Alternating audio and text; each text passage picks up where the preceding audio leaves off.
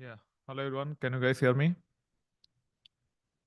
Once you confirm whether you can hear me or not, I can start.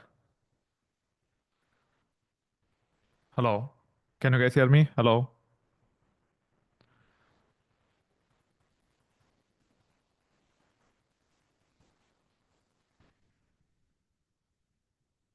Hello. Can you guys hear me? Okay, cool. I hope you can see the screen as well. Uh, can live and arts, if you can confirm if you can see my screen or not, I can get started.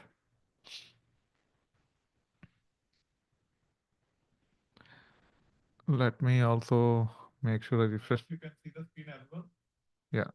Now it is fine. Yeah, let's give 1 minute more, and then I'll get into the agenda.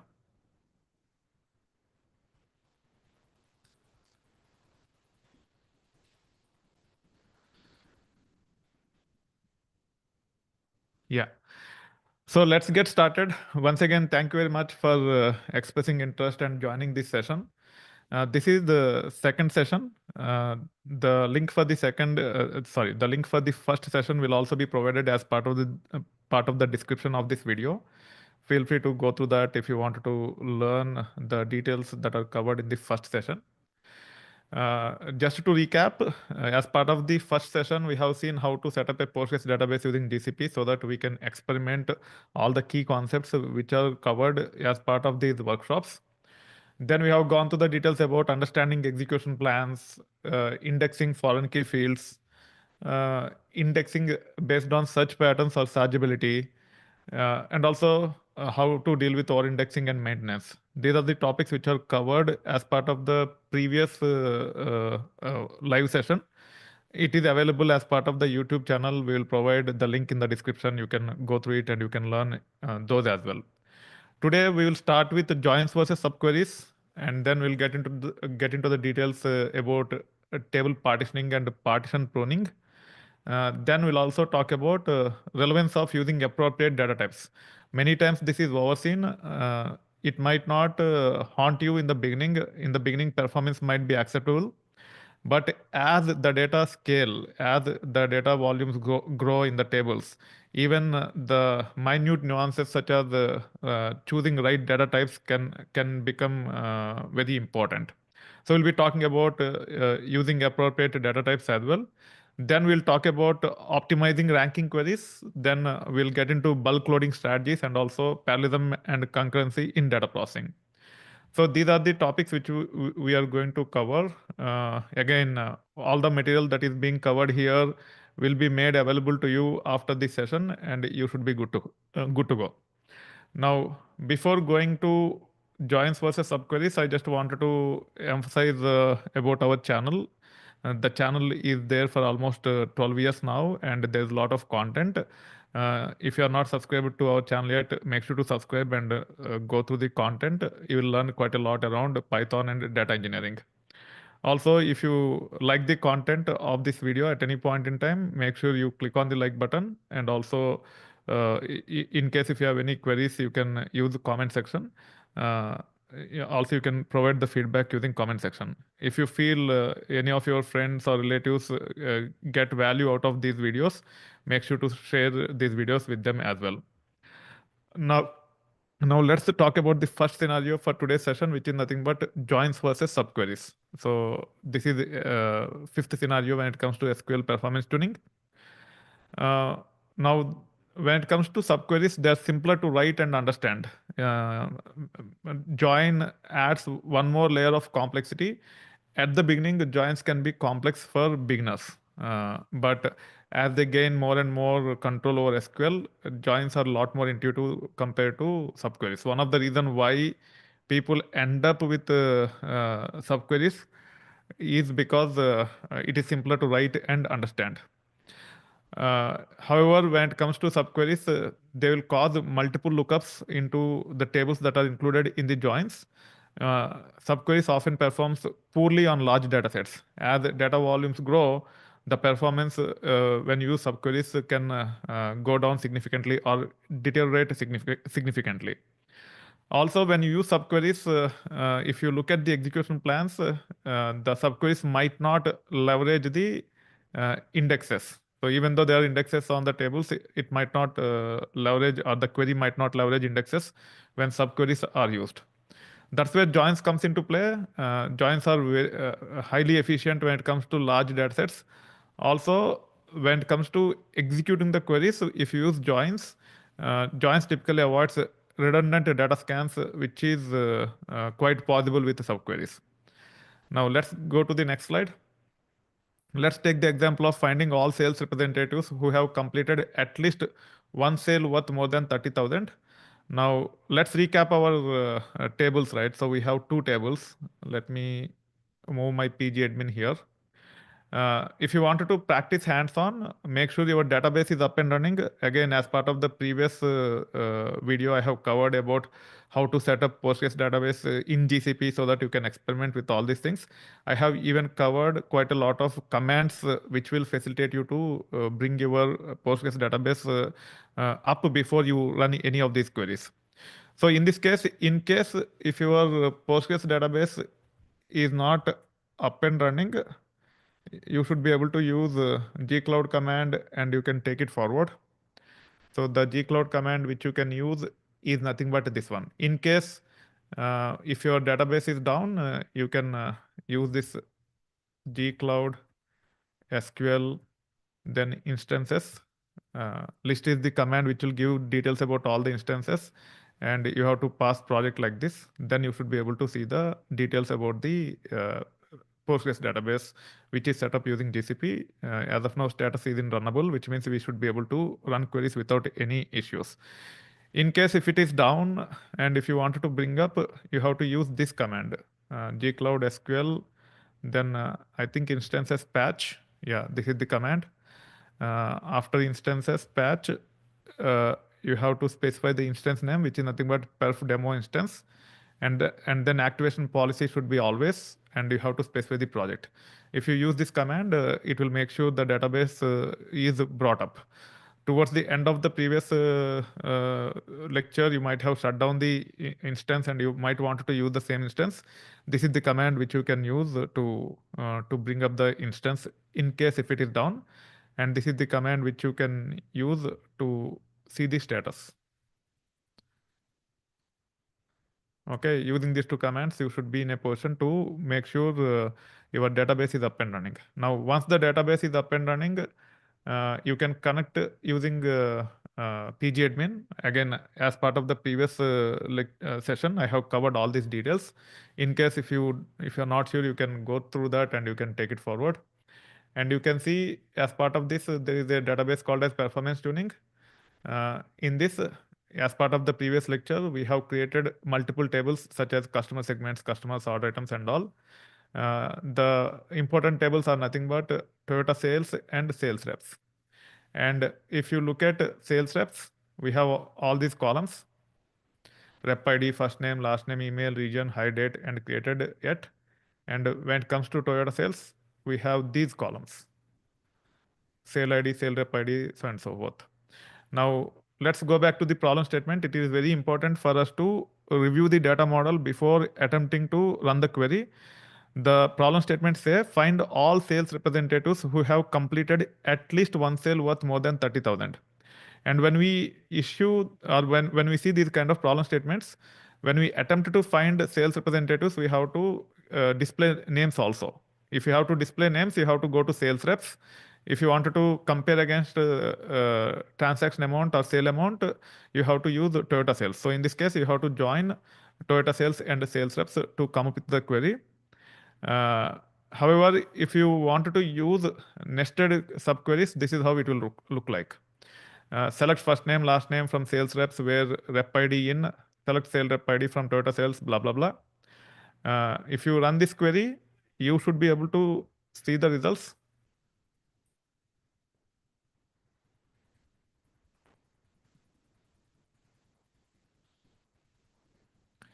You can see we are able to see the results. There are four sales reps who have transactions above $30,000. They are nothing but these guys. If you wanted to add sale rep ID, you can include sale rep ID also. But this is how you should be able to get the results. However, if you look at it, we are using nested subqueries. You can actually check the explain plan by saying explain. Again, last week or last session, I have covered quite a few important details about explain plans and execution plans. You should be able to go there and check it further.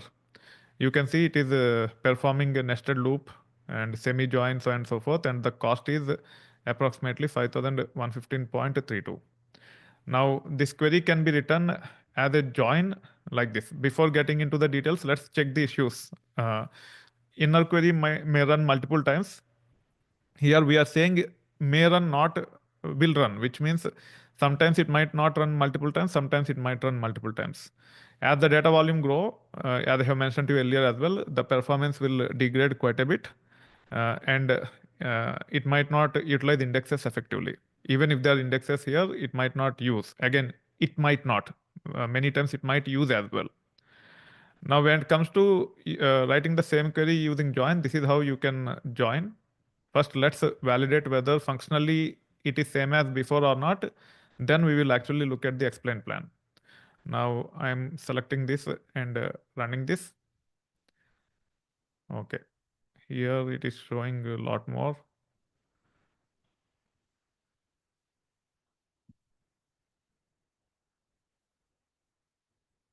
Yeah. So here, even without having distinct, it is only showing 4 records because we are only selecting from sales reps. We are not selecting from both the tables. In the where clause, we have used this to get only those sales reps where the sale amount is greater than 30,000. Because there is a join here, directly it is not giving the unique records, because join will give the number of records based on the matching condition. As per this matching condition, there are many records. That's why we have seen many. And when we use a distinct, it is working as per the expectations. Now let's look at the explain plan for this.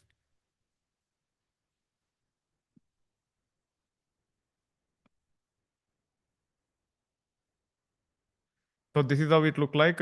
The cost is significantly higher, probably because there is no index in a Toyota sale rep ID. That's why the cost is significantly higher. Otherwise, it might not be this high. So this is how you should be able to use join for the same query. Now, when it comes to the advantages, it's single pass processing. There will be better index utilization. It works better for larger datasets compared to smaller datasets. There might be exceptions for this. Sometimes the nested queries might perform well, but many times the joins perform much better uh, compared to nested queries. Now let's go to the next slide. When to use each approach. So in case if you wanted to combine data from multiple tables, you have to go with a join. If one of the two tables is large, which means if you are working with large datasets, at least one of the two tables, then join is preferred. Also, if you wanted to leverage indexes, join is preferred, and if performance is critical, join is preferred. Okay. But you should be able to use subqueries when logic is easier to express. So for this problem statement, if you just wanted to see uh, only first name and last name, probably subquery also might be fine. But along with first name and last name, you might wanted to see some data from Toyota sales as well. At the time, subqueries doesn't work. You have to use joins only. Okay. So when logic is easier to express in problem statements like this, it might be okay to use subqueries. Also, there might be scenarios where you cannot express the logic using joins. In those scenarios also, you might have to use subqueries. But thumb rule is it's better to use joins over subqueries in most of the cases, but there can be exceptions. Now, let's talk about optimizer considerations. Modern databases can convert subqueries to joins automatically. So you don't need to actually write in the form of joins. Even if you issue a subquery, it might convert subquery to join. but it might not be the case always. Uh, Here, make sure you don't rely on those automatic transformations. Actually, explicit joins give better control. When you write queries, it's better to explicitly use joins rather than falling back on the simpler approaches like subqueries and expecting it to convert to joins. To understand what is going on internally, it's always better to analyze execution plans, test using different scenarios, see which one is better way to go, and then take it forward. Uh, Now, when it comes to best practices, start with joins for multiple table queries or queries where multiple tables are involved.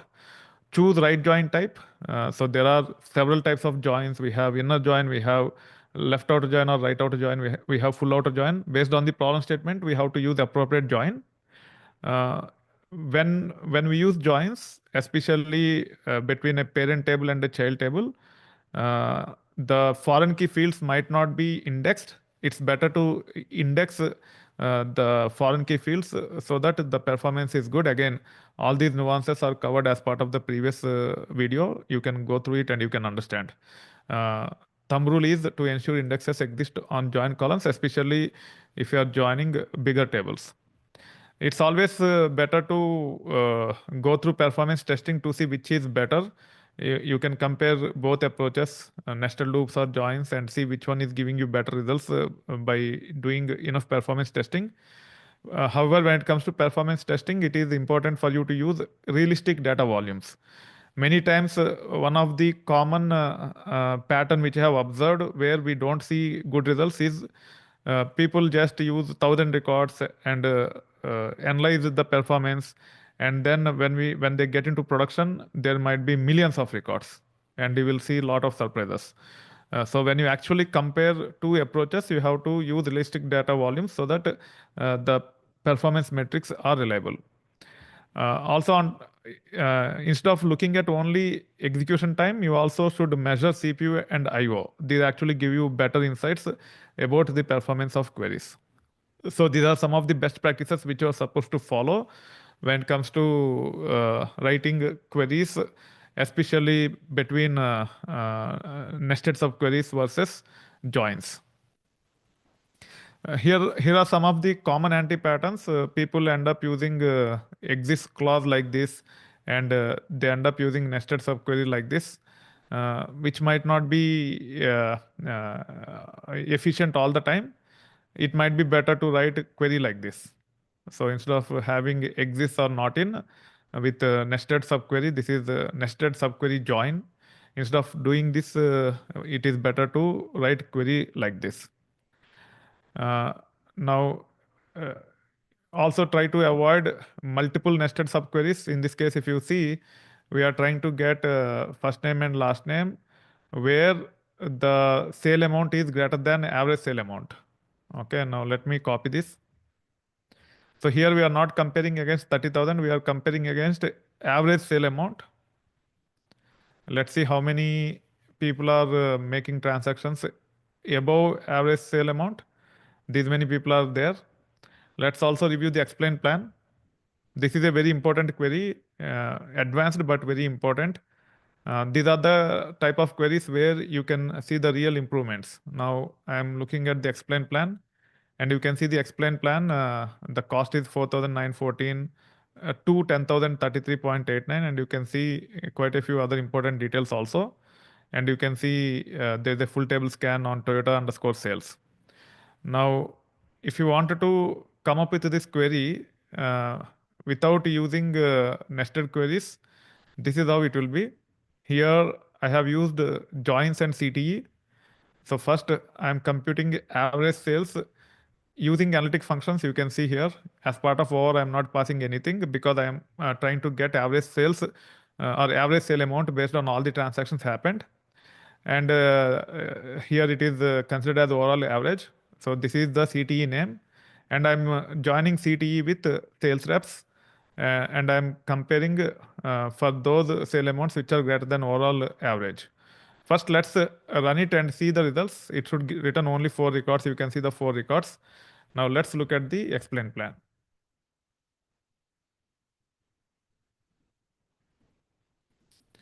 it is higher. It is saying 10,656.79. Uh, Probably because of window functions. Even though the cost is higher, the performance might be better using this approach. The highest is almost same as the starting cost, but here if you observe, it is different. You can see here it is ranging from 4,914 to 10,033. Probably, let me see if I have indexes on this or not. Okay, there are no indexes. Now let me add index here.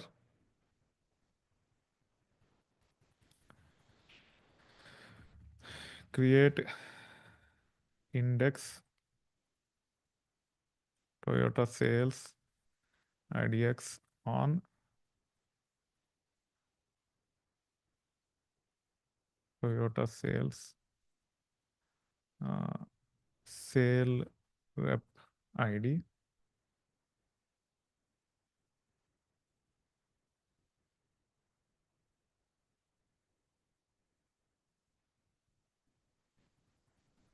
Now let me see the performance. Still, it might perform in the same manner. Yeah, I think I have to analyze the statistics and then it might differ. Actually, after creating the index, the cost is lower when it comes to this approach compared to this approach. Um, Anyway, uh, uh, many times this approach also will give the better performance. I don't want to dilute the discussion. There are quite a few other things which I wanted to cover, and I don't want to troubleshoot the problem here. But this is how you should be able to avoid nested subqueries using this. Okay, and definitely this approach will perform better in many scenarios. I don't want to get into those details at this time. Probably I'll update the article so that it is clear for you, or I'll have a additional video if people demand to prove that this is correct. Okay. That being said, now one important thing which you need to keep in mind is when you are comparing two approaches, it is always better for you to do the performance testing. That's what is mentioned here. Compare both approaches, use realistic data volumes, measure CPU, IO, and execution time to see which one is performing better. As, yeah, as long as you have these things in mind, you don't go with thumb rules, you actually go with efficient solutions. Here, when we actually evaluated the performance with good amount of data, uh, actually this is the top one is performing better compared to bottom one. There could be valid reasons as well. That being said, now when it comes to ensuring the queries perform as per the expectations, you have to follow certain best practices working with the DBS in the team. You need to make sure database statistics are updated all the time. Periodically review and adjust indexes in case if your indexes are not serving the purpose, or if you feel the performance is not up to the mark for commonly used queries. You should monitor query performance over time, and you have to optimize when needed. So it's an ongoing effort when it comes to making decisions and following all the best practices to ensure you build robust and scalable applications. Summary: joins generally perform better. Subqueries can improve readability. Analyze execution plans. Test with representative data. You will end up making important decisions for your project. Now it is time for us to go to the next scenario, which is nothing but a very important one: table partitioning and partition pruning. Okay. Now let's understand what is table partitioning. When it comes to table partitioning, it splits large tables into small segments. Let me explain what it actually mean. Actually, I have a lot of files here, which represents 10 years worth of data all the way from 2014 January till 2025 March. Okay, this is hypothetical test data. It is not actual data. It doesn't represent actual Toyota sales. I just use that name just to make sure you feel that you are working with real data. But real data will look almost similar to this. Now you see there is 10 years worth of data, and if all the data is dumped into one file, approximately there are 6,000 records on average. So which means around 700K per year. If it is 10 years worth of data, you will end up having 700,000 records, right? Now, if all the 700,000 records are in one file, if you wanted to get data for 2014 January or 2014 February or 2010 March or 2018 December, you have to go through all 700,000 records and then you have to filter out for that 1 month which you are interested in. That is when the table is not partitioned. So the entire data in the table will be considered as one logical group. But when it comes to partitioned table, a large table will be split into smaller segments. Exactly something like this. If you look at this, here I have data for a specific month in a specific file. This is related to 2014 January. This is related to 2015 April. This is related to 2016 August, so and so forth. So all the data related to a specific month are there in one file. Now, if I have to just pick data for 2010 December, I can directly, sorry, 2010 is not there. Let's say 2020 December. I can directly go here and I can check the data related to 2020 December. So if you actually partition the data like this into smaller logical segments, then you should be able to access specific data pretty fast. That's what partition table means. It splits large table into smaller segments the way I have explained, where one big file is split into 120 smaller files for 10 years worth of data. When it comes to sorry, physically it will be multiple files, but logically everything will be considered as one logical view. That is what table partitioning means. And what is the advantage of table partitioning? The main advantage is improving query performance when the partitioned column is in one of the conditions in where clause. Also, it enhances manageability and scalability. Why it enhances manageability and scalability? In case if you don't want 20 any data which is beyond 10 years. So as of now we are in 2025. It's April. If your retention period or TTL means time to live. You might have heard about this term. If the TTL for your data is 10 years, any data that is there beyond 10 years or 120 months can be deleted. If you partition your tables, it is easier to drop those partitions and delete the data which is older than your TTL requirement. That's what enhances manageability means. Scalability means in some scenarios the performance will be better, hence the scalability will also be there. Now, how table partitioning works? Uh, First, we need to go through details about logical versus physical storage. Logically, all the data is represented as one single table, but physically it stores across multiple segments. So in database terminology, it is called a segment. When it comes to table, which is not partitioned, all the data will be stored in one segment. Here, it will be stored in multiple segments. If it is 10 years worth of data, there will be 120 segments. So physically, data is splitted across different partitions, which means data will be stored in different segments. And typically, data is stored based on partition key. What is a partition key? Partition key is nothing but a column or columns used to distribute data. It is important for you to consider appropriate partition key for your data so that for commonly used queries, the performance is improved and also the queries are scalable. Let's get into the details. You will understand what I'm talking about. Why use table partitioning? In certain scenarios, by partitioning your tables, you will see much better performance. Also, it optimizes storage. As I have mentioned to you earlier, it brings in efficiency when it comes to data maintenance, especially if you wanted to drop the data which is older than 10 years or 120 months, you should be able to easily achieve it. You can also improve parallel processing capabilities, and also it will reduce the index overhead, which means you will end up reducing the number of indexes and still seeing good performance, not only from read perspective but also write perspective. Now, when to use partitioning? When the tables with millions of billions of rows are there, then you have to consider partitioning. For smaller tables, it doesn't make sense for you to consider partitioning. Also, you should have data in the table with clear logical divisions. For example, monthly sales data, month can be a partition. Okay. Also, whatever column you have chosen for partitioning, it should be used frequently in filtering. Then only partitioning makes sense. And another scenario is historical data management, which I have explained already. When not to use partitioning. So if the data is too small, if you have only hundreds of thousands of records to few millions of records, partitioning doesn't make sense.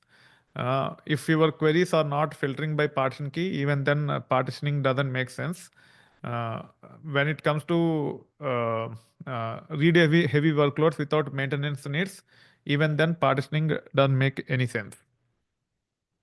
Now, what are the common partitioning strategies which we typically use? The most common partitioning strategies are nothing but range partitioning, list partitioning, hash partitioning.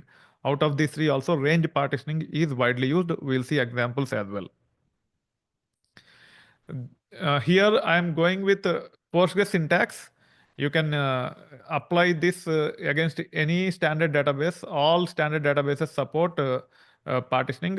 So you should be able to create partitioning tables in most of the standard RDBMS databases, data warehouse databases, even NoSQL databases support partitioning in one way or the other. And here, when it comes to Postgres, first you have to have a create table statement like this, and you have to say partition by range, and you have to specify the column based on which you want to partition the data, and then you have to have uh, create table statements again like this. So this is the main table, and this create table statement is for one partition, this create table statement is for another partition, this create table statement is for another partition. Like this, you should be able to create table uh, uh, with range partitioning. Now, if you have data related to 120 months, you have to have create table statements like this for 120 months. Once the table is created, if you wanted to load data into the table, you can use insert into, and then you can specify the table name and you can specify the query, and then you have to commit and you are good to go. As of now, the table have uh, uh, data related to 10 months, sorry, 10 years, but still I will tweak little bit and I'll attempt to create a partition table here just to make sure you understand how to create one. Okay. Now here, let me delete this. Let me paste. So this will take care of creating the table for us. And these three will take care of creating the partitions for us. Now here I will say where sale date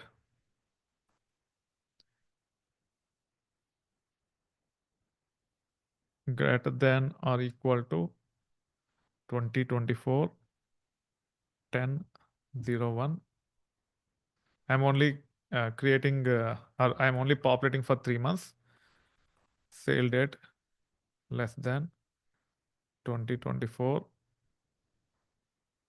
or 2025 01. Here I'm using less than, that's why I'm saying 2025 01 so that data will be copied without getting into any edge case scenario related issues. Now it is saying, okay.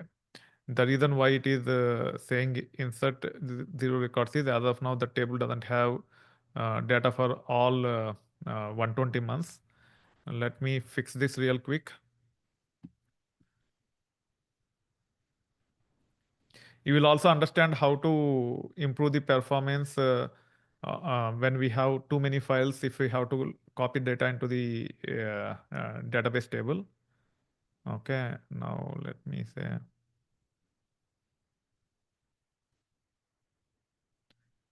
I have to go to my notebook.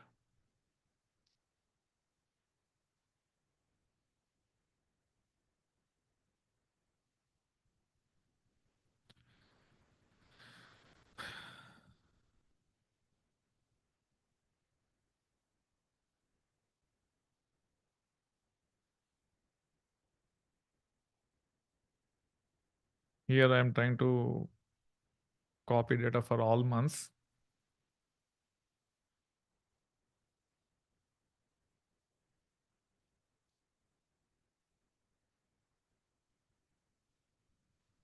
I'll also explain about this at a later point in time, where we are talking about how DYP, do yourself parallelism, actually improve the performance of our data workloads. You will understand very soon. Let's wait until this is fully run. You will see the data in the table as per the expectations. Probably it might be failing. Let me restart. Let me truncate this table first.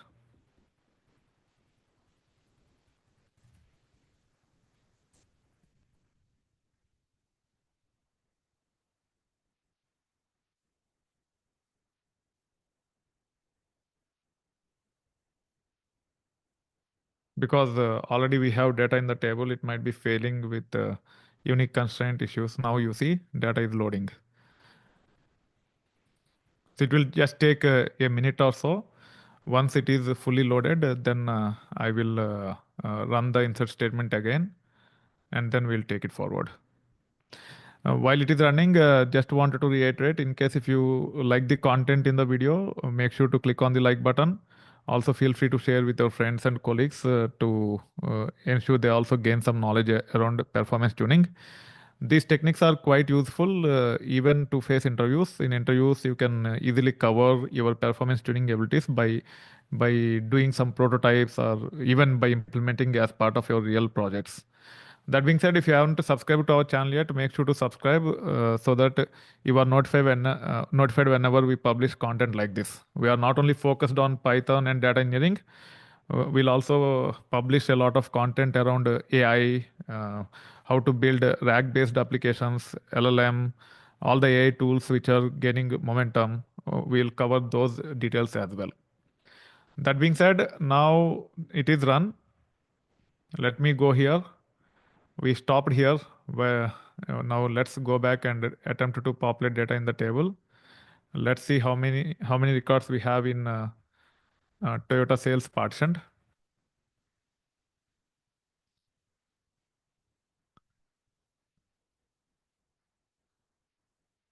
There are 19,238 records. Okay. Now we have successfully uh, created a partition table with three partitions, and we copied data for 3 months into this partition table. We'll also see details about performance in a moment after going through details related to other partitioning strategies, which are nothing but list and hash, and also a very important concept called as partition pruning. Now comes list partitioning. Here is the example for list partitioning. You just have to say partition by list and then the column, and then you have to create partitions like this. This is the syntax with Postgres. In other databases, the syntax will be different, but the concept remains same. So here, after creating a main table, we have created three partition tables. One is named as Toyota sales status pending for values in pending, then Toyota sales status completed for values in completed, then Toyota sales status cancelled for values in cancelled, and then you can see the insert statement where it will take care of loading the data into the list partition table. Let's copy this.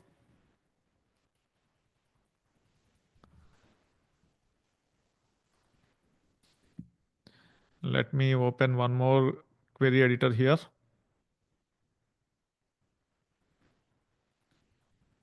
Now let me run this.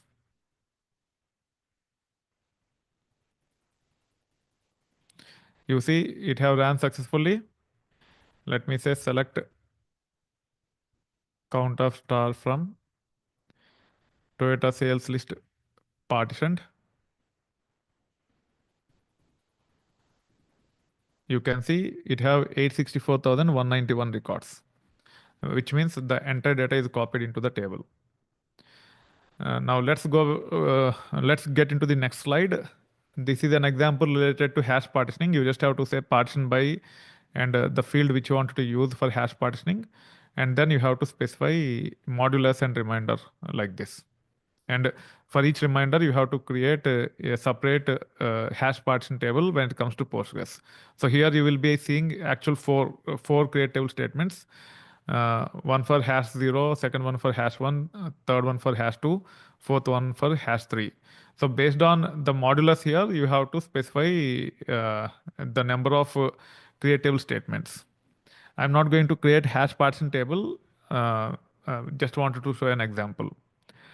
Now let's get into the performance related to partition table versus non-partition table. But before that, let's understand what partition pruning means. Partition pruning means going to only those partitions that are relevant. Uh, if you want to visualize in layman terms, the same way I have explained before, if there is one single file, rather than having multiple files for 10 years of data, and if you wanted to pick 2015 September data, if the data is in single file, you have to scan through the entire file and you have to filter for 2015 September. It might be together, it might be scattered. We don't have any control when it comes to the regular table. But when the table is partitioned, internally it will be something like this only if it is range partition or list partition based on a month. And instead of going through the entire table, it will go to only that partition table if it is Postgres, or only to that partition if it is Oracle or SQL, and it will get the data from that partition. So instead of going through 10 years worth of data, it just have to scan 1 month of data. So it is less than 1% which it has to go through to get the data for a given month. So the performance will be much, much better. This process of excluding all the partitions or all the segments in which the data is not present for a condition is called as partition pruning, which is a very, very important concept when it comes to performance related to partitions. What is the side effect of partition pruning? It reduces partitions to scan, similar to reducing the number of files to scan. If you wanted to go for 20 September data, when we have separate files for each month. And when it comes to partition pruning, you don't need to tell the database to use partition pruning. Based on the condition, if it feel that partition pruning need to be applied, it will be applied automatically. So partition pruning is automatic based on query filters. And definitely it improves resource utilization. Let's look at an example here. We have 10 years worth of data in Toyota sales. And here Toyota sales list partitioned is list partitioned by status, which have three partitions, right? Let's check the cost here. You can see the cost, it is ranging from 0 to 19,028.39. When it comes to this one, it should be approximately one third.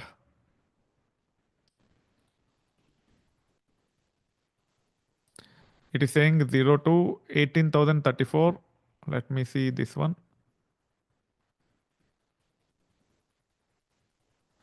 Okay, it is not showing any significant difference in the performance numbers. I think why it is not showing sales status. Okay, let me analyze the table.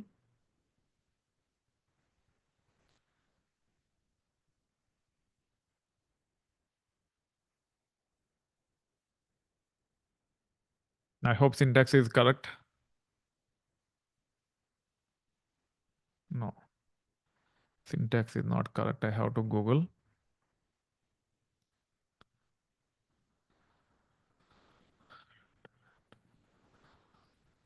Just give me a minute. Let me figure out the syntax.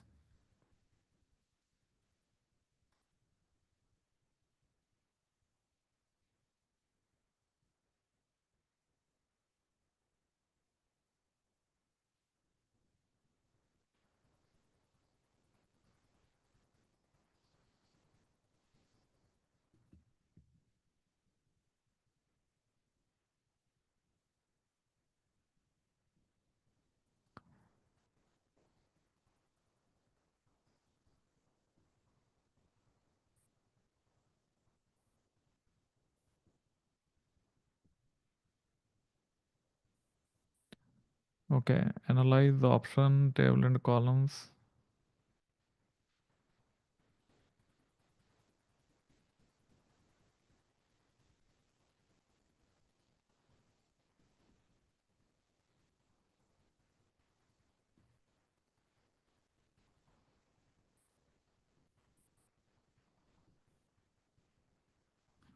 Okay, just have to say analyze table name.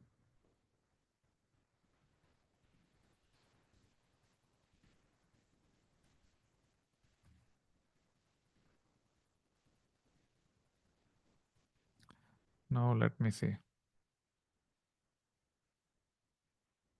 Still it is not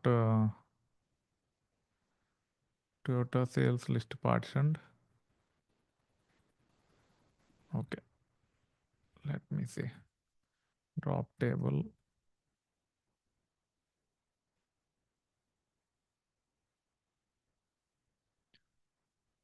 Typically it should be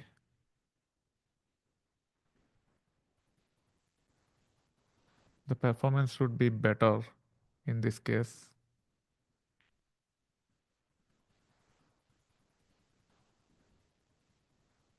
This is also giving the same number, and this is also giving the same number. That is weird.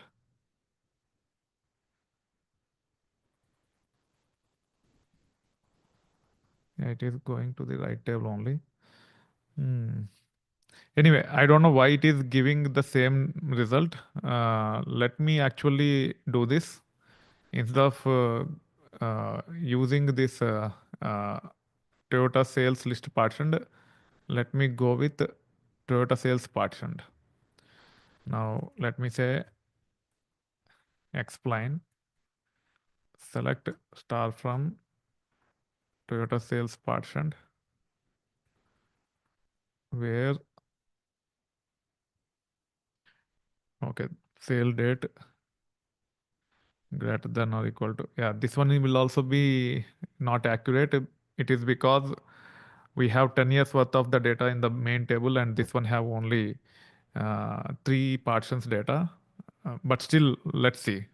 Sale data, uh, sale date is greater than or equal to 2024-01 and less than or equal to 2024 November 1st. Let me run this. Yeah, it is saying 131.64.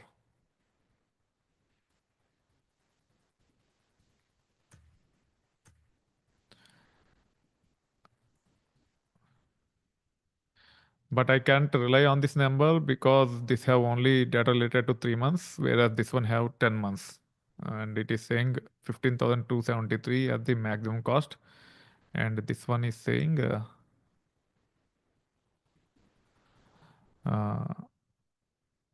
131.64. Yeah.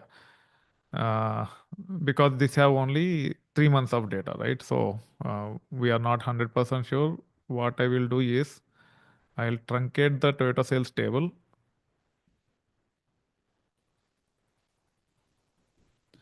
Then I'll say insert into Toyota sales, select star from Toyota sales partitioned for apples to apples comparison, but it is taking too much time. I don't know why. It should not take too much time. Okay, we'll come back to this in a moment. I hope there are no locks, and I hope we'll not get affected by this, but we will see. Uh, Ideally, truncate should not take this long. It should be fast. Probably there might be a transaction which might be blocking this for whatever reason. We will see that in a moment. But typically, partition pruning is definitely much better. Uh, Sometimes it might give unexpected results when we just look at the explain plan by testing thoroughly, by testing the performance thoroughly. We might end up getting the accurate results. That being said, now let's talk about best practices. First, choosing partition key is important. Frequently, we have to choose those columns as partition keys, which are frequently used in query plans. That is very, very important. And then we should have sufficient distinct values. For example, using sales status might not be a good idea because we don't have sufficient number of distinct values, and the cardinality is very low. Cardinality means the number of unique records. If you have high cardinality columns where the number of unique records are also very high, even those should not be considered for partition case. Even the sale date have quite a few. If you think about sale date, even though the number of dates are high, for 10 years, it's max 120. You don't have more than 120 records. Even if you have timestamp also, it is fine because we'll be applying the range partition, and you have to focus on the actual logic based on which you are partitioning. As long as that is not very high in cardinality, which means that is not having too many unique values, you are good to go. And then when it comes to best practices, you also need to consider managing the partition size. You have to balance partition sizes. For example, if you think about state in US, it is not a good idea to partition by state because California is very big. However, if you think about states like Wyoming or North Dakota, those are not big states. Texas, California, New York, these are big states. So by just partitioning against states, you might not get good results. Okay. And then you have to plan for future growth when it comes to partitioning. Many of the times we use partitioning on the date fields, predominantly at month level or year level. Also use historical trends to see how the partitioning size is changing and choose your partition wisely. And if you want to do repartition, it is not straightforward. You have to reorganize your table using new partitioning strategy. It might even require downtime for your application. Now comes best practices. This is related to partitioning and indexing. If you want to use indexes on partition tables, use local indexes. There's a concept of global indexes and local indexes when it comes to partition tables. You always use local indexes. That is a better strategy compared to global indexes. Try to align with partition key. Sometimes you have to consider global indexes as well. In that case, don't try to align with partition key. If you are using local indexes, align with partition key. If you are not using local indexes, make sure you create global indexes where your partition key is not very important. And then when it comes to maintenance, make sure you clean up regularly and archive. For example, if you don't need data more than 10 years, make sure you drop partitions older than 10 years. Also, you need to make sure that table statistics are up to date. Also, you monitor query execution plans to see whether partitioning is giving appropriate results or not. Some of the common pitfalls when it comes to partitioning is over partitioning. You will end up having too many small partitions. There can be a higher disk IO if you don't partition properly. Also, it become complex when it comes to maintaining the over partition tables. If you use poor partition key, then there might not be enough pruning to improve performance enough. There can be uneven data distribution. The example of state in US or state in India. In India also, if you think about Sikkim or Meghalaya, the number of the number of records related to those states might be far lesser compared to states like Uttar Pradesh, Bihar, AP, Telangana, etc. Right? So even data distribution is also very important when it comes to choosing partition key. However, there are exceptions. And also, if you decide with the poor partition key, there can be downgrade in the performance rather than improving the performance. So these are some of the key things which you need to keep in mind when it comes to common pitfalls related to partitioning and pruning. Now, let's talk about database specific features when it comes to partitioning. All major databases support range, list, and hash partitioning, be it Postgres, MySQL, SQL Server, Oracle, etc. However, there are different limitations with the different databases. You just have to be aware of it if you are working in a specific database. But partitioning is a common concept. Partition pruning is a common concept. They are very powerful to improve the performance.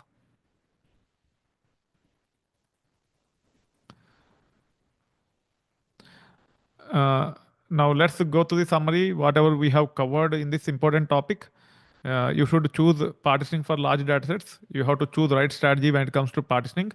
You have to monitor and maintain your partition tables, and also you have to avoid common pitfalls. That being said, now let's move on to the next one, which is nothing but uh, uh, the choosing appropriate data types. But before going there, let's make sure whether our table is truncated or not. Now let me cancel this. Let me commit first. Let me try once again.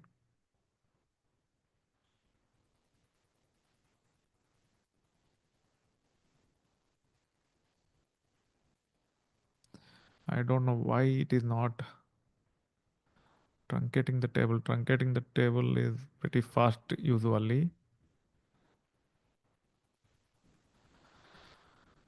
Okay.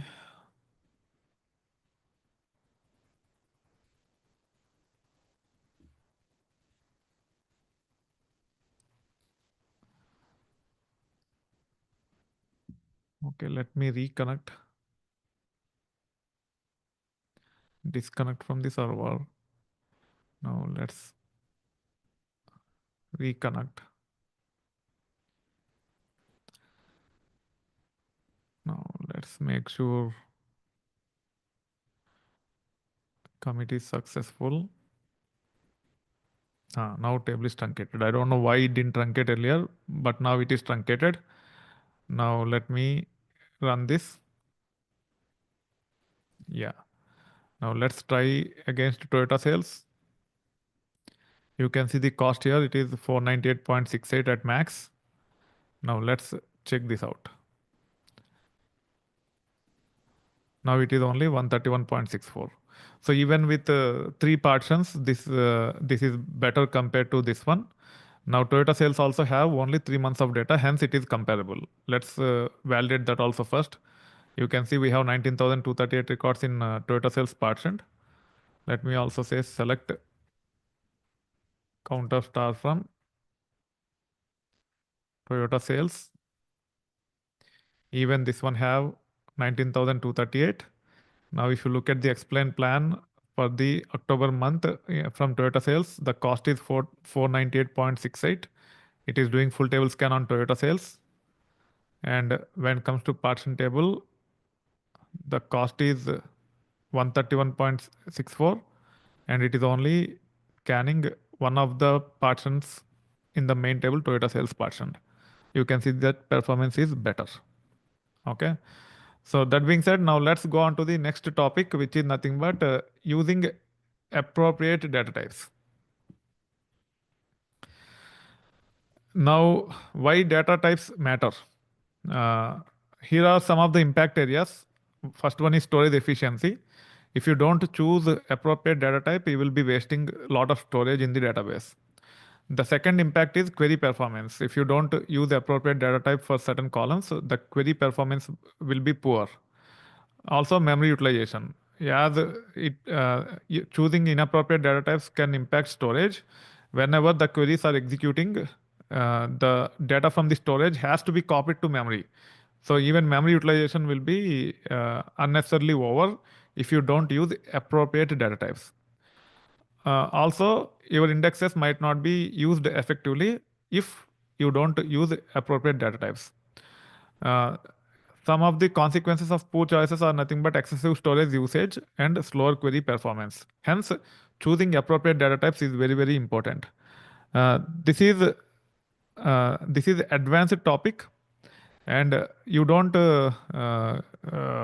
get to explore these options unless and until you have enough data and enough traffic to your application. But to build robust and scalable database driven applications, you have to consider and learn all the important aspects in this. There's a question from Ashwant. I'll take that question in a moment. First, let me complete this and then I'll answer that question. Um, so now let's talk about storage efficiency. In case if you define a particular column in a table as begint in Postgres, it takes 8 bytes of storage. Whether you use it or not, it doesn't matter. It takes away 8 bytes for each and every value. Whereas int takes only 4 bytes. And varchar of 255 might not take 255 units of storage compared to char of 2. Char of 2 will only take 2. But for each and every value, to maintain that variability, it will have additional overhead. So if you are sure that a particular column will have only 2 characters in them, then better to choose char of 2 over varchar of 255. And the data will be stored more efficiently in this format. We'll get into examples in a moment. Also, when you don't use the data types appropriately, based on the amount of storage your data takes, there will be impact on very important concept in databases called as backup or restore. So backups or restores are primarily to take the backup of your database in periodic manner so that if database goes down, we should be in a position to restore from that backup. And your backup and restore performance can significantly affected if the storage is not planned at column level appropriately.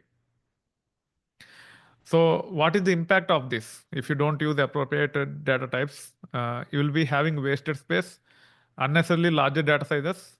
Eventually, it will end up higher storage costs. However, these days storage is not very costly. People don't care much, but earlier we used to care a lot. But even if you don't care about your storage, having right data types can improve the performance of your application significantly. Now, if you compare this, right, there are 2 queries. Here, we are typecasting rep ID as varchar.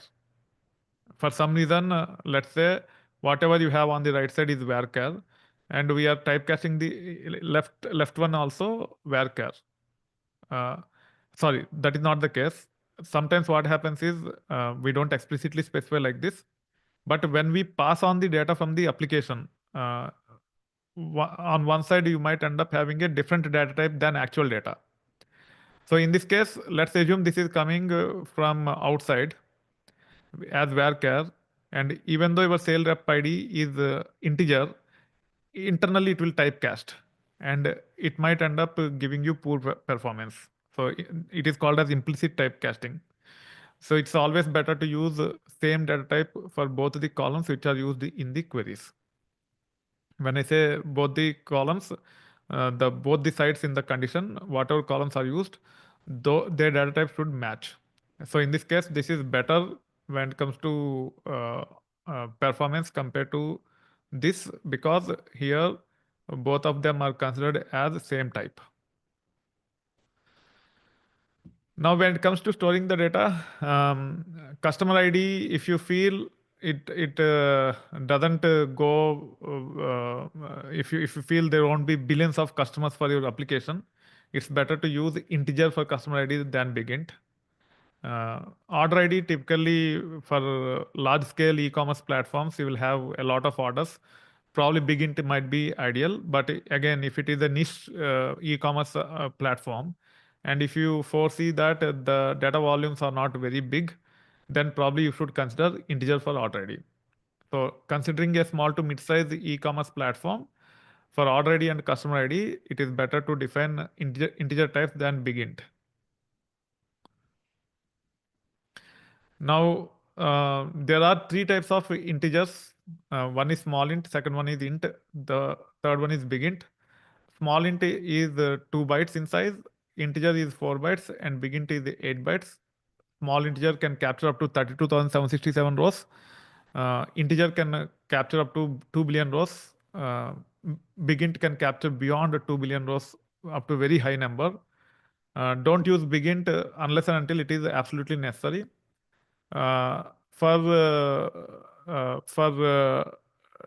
data types, for sometimes we store dates also as numbers in the form of YYYY MMDD. Like for example, 2025 April 1st can be represented as 2025 0401, right?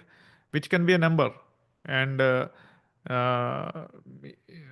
because it is bigger than 32,767, it is better to store in the form of integer.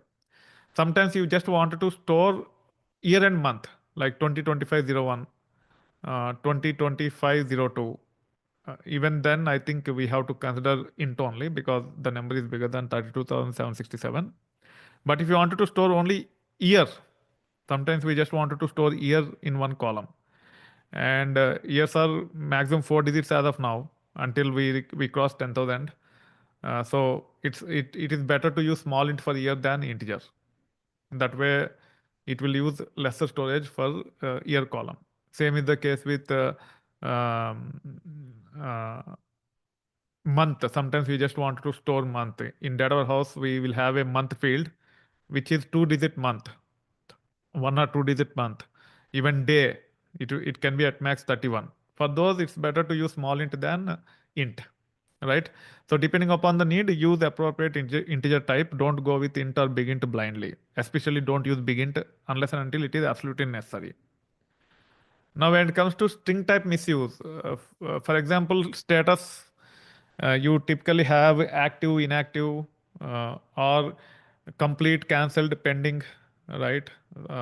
You can actually see, say G for complete, O for pending, R for cancelled.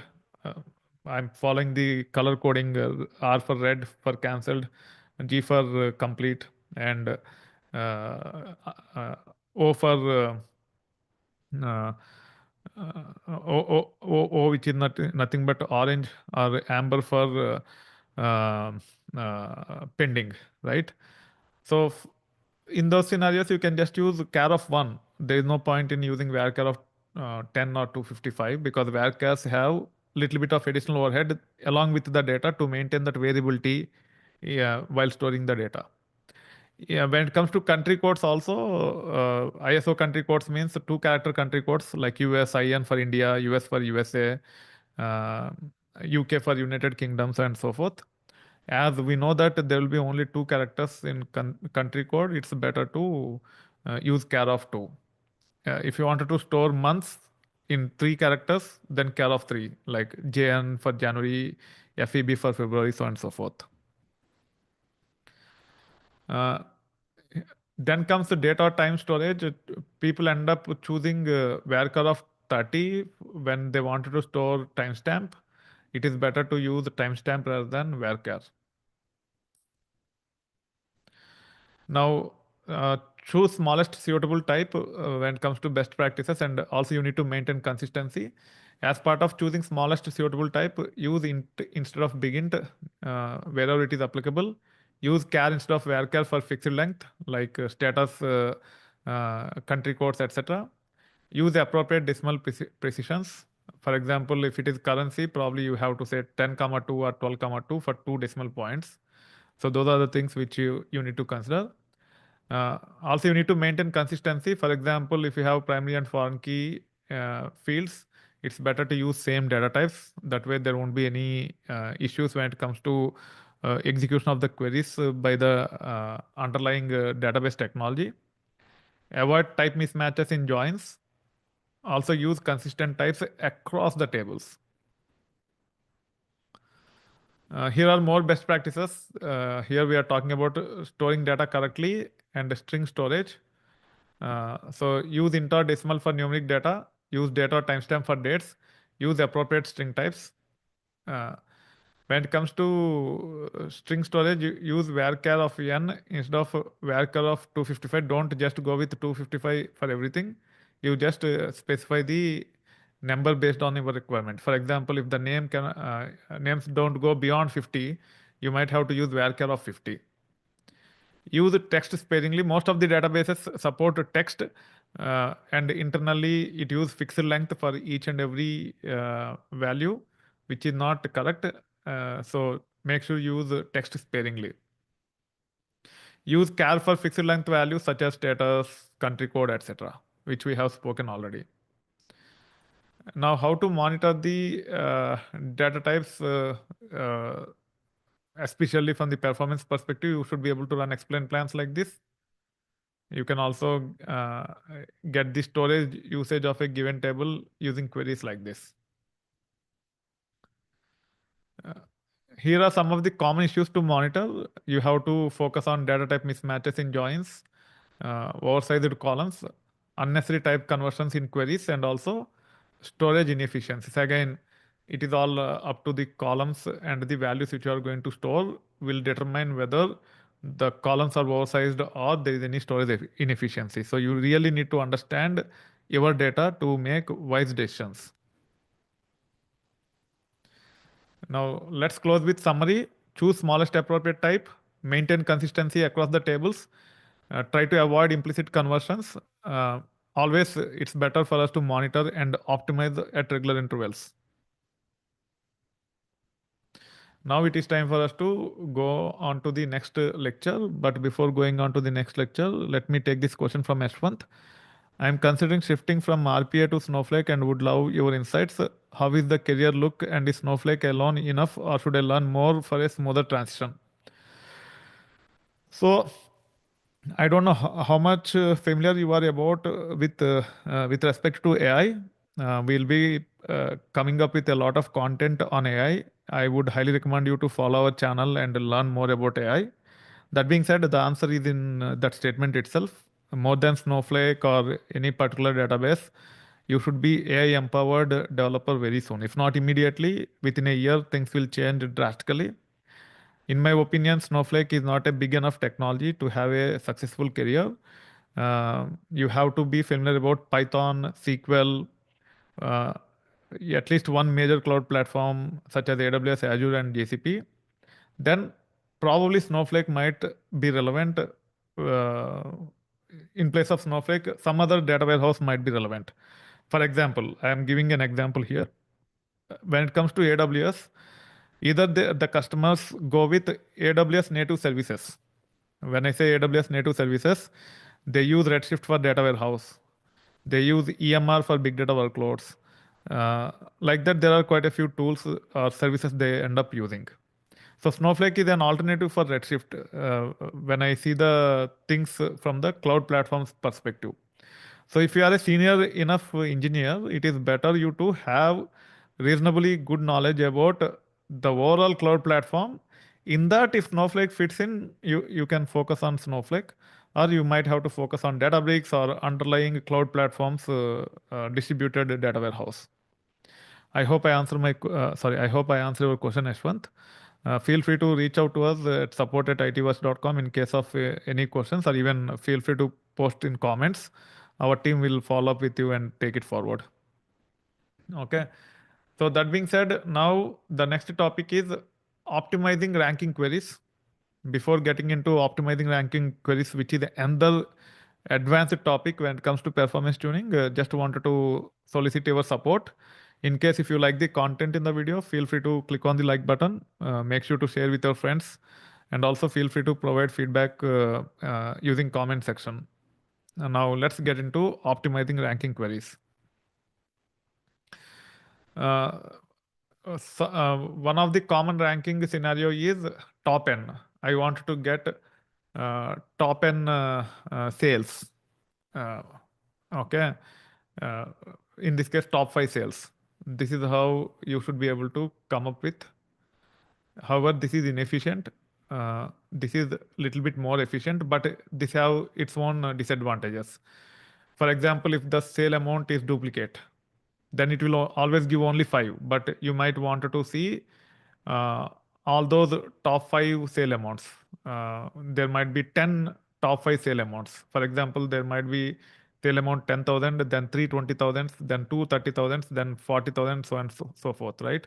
So those duplicates also might have to be displayed when we try to get top n, right? In those scenarios, this will not work. But if your values are unique, this is better compared to this when it comes to the performance. 99% of the times I use this approach only whenever I have problem statements related to top n. Then we have partition ranking. When it comes to partition ranking, you have to use the rank function only. This is one of the ways where people try to solve the problem because of the lack of these advanced syntax or advanced features of SQL, such as rank, dense rank, or row number with over and partition by along with order by. You have to be familiar about this approach, and this is better compared to this both performance wise and also functionality wise. Sometimes this might end up giving incorrect results and you will end up having lesser flexibility compared to this. Okay. So if you look at this here, Toyota sales is referred twice, and it can be a very big table. If you have a very big table like Toyota sales joined twice like this, then the performance will be definitely poor compared to this, where you'll be seeing the main transaction table only once. Okay. Then when it comes to ranking, either you can use the window functions or you can use self-join. As I have mentioned to you earlier, self-join is inefficient. You can see here Toyota sales is represented twice, and it can be having it can have millions of records, which is not correct. Which is not correct to join the table with millions of records. This is the way where you can get the ranks with one reference to Toyota sales rather than referring twice and then joining or performing self join. This is a lot better when it comes to performance compared to this approach. Uh, One of the performance optimization technique with respect to your ranking functions is primarily to create required indexes depending upon your needs. And also another technique which can improve the performance of rank functions is by using materialized views and exposing the materialized views for reporting purposes. You can refresh this materialized views periodically, and then until next refresh it will be static. The performance of pre-aggregated or the table or materialized view with pre-computed ranks will be much better. So materialized views in transactional systems can be very powerful technique when it comes to optimizing your rank-based scenarios for your application. This is how you can refresh your materialized view. One of the way which I have solved a major problem 15 years back is I have a materialized view which compute the ranks and it is refreshed once every night. And all the reporting, all the reports and dashboards point to materialized view, and the performance is significantly better. Otherwise, joining transaction tables with other tables, performing ranking, and then uh, providing the insights to the reports or results to the reports for the end user is very time consuming. And we don't want to build a data warehouse for that use case at that time. That's why we have decided to go with a materialized view. This is a very powerful technique, especially for full stack engineers who are building robust applications, where you might want to build reports and dashboards within your application without having a data warehouse or data lake. Here are some of the common window functions: row number, rank, dense rank, entile. On top of this, we also have min, max, average, sum. All these can also be used using window functions.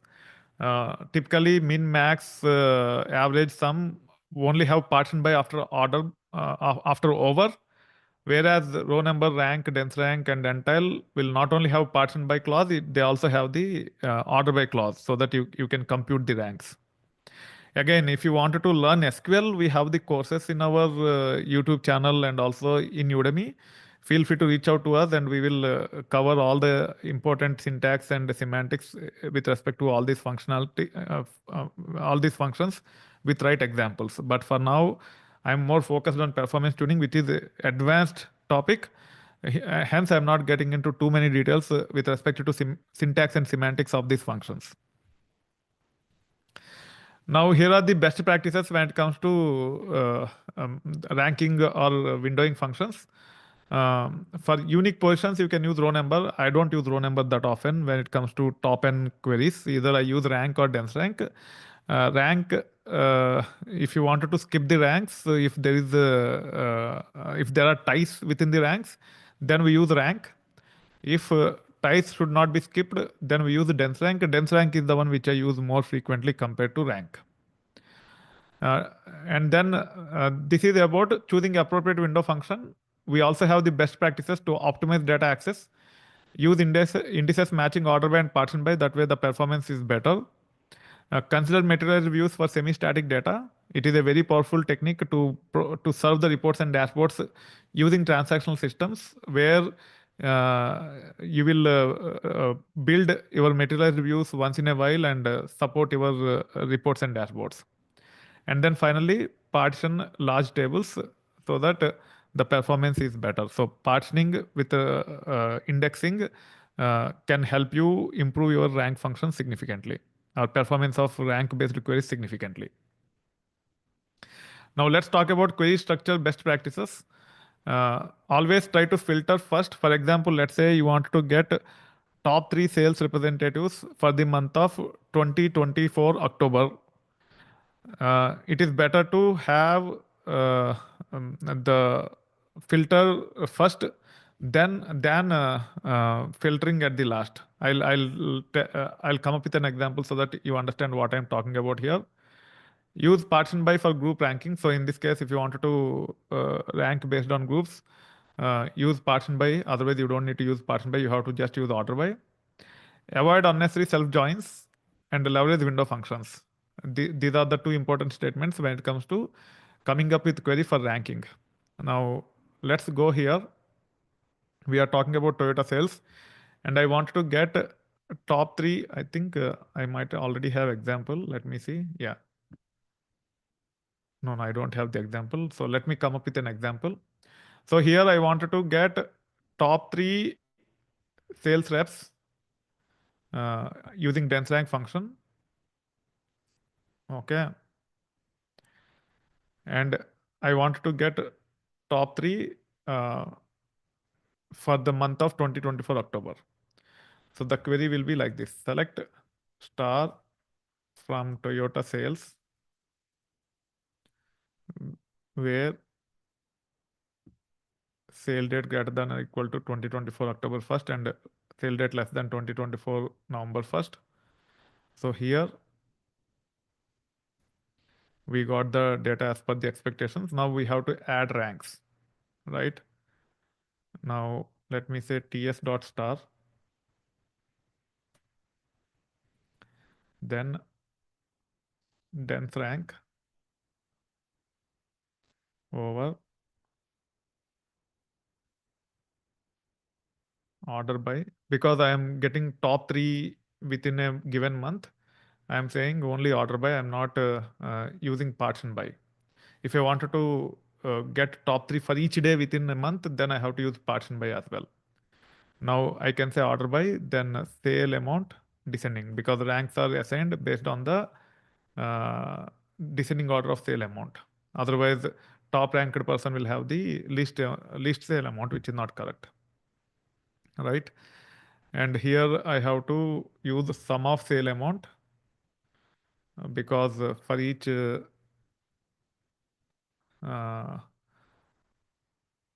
1 minute. Order by, this is not correct. Okay, so partition by. Okay, now I got it. So I have to actually have sales reps join Toyota sales and SR, right? On SR dot rep ID equal to TS dot sale rep ID, and then partition by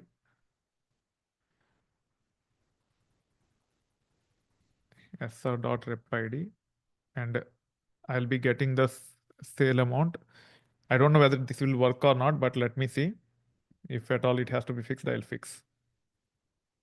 Yeah, it doesn't work. I'll tell you. So roll back. So here I have to say with uh, Toyota sales CTE as select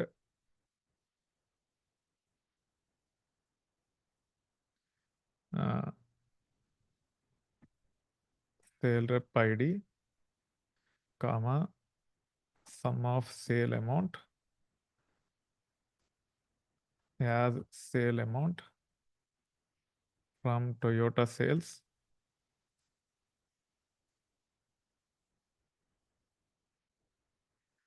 group by sale rep ID. Okay, now this one should go here. Then I just have to say order by sale amount DSC.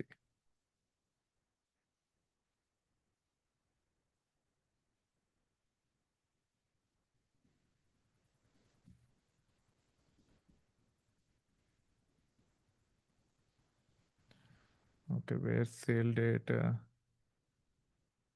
Okay, this where condition also should be here.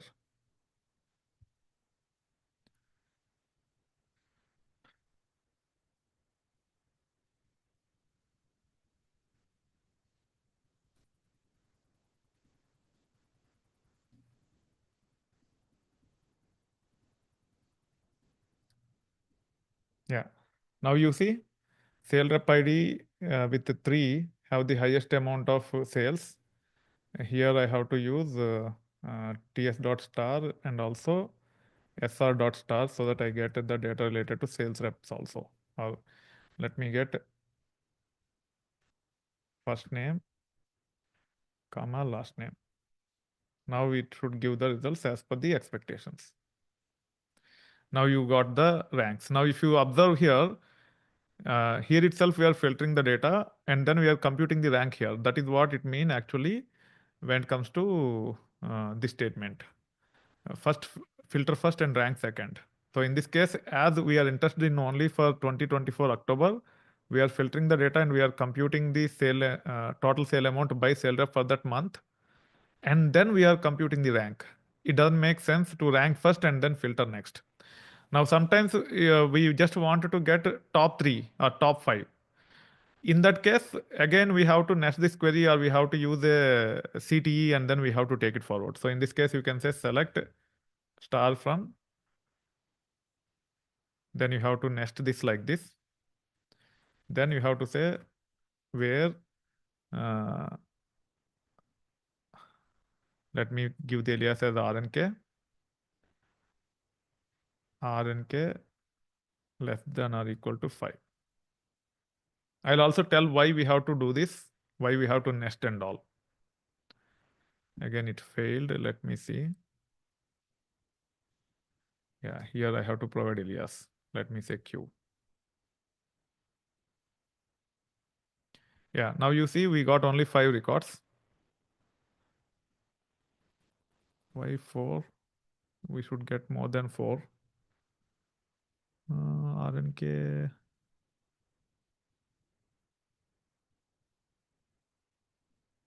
Let me see once again.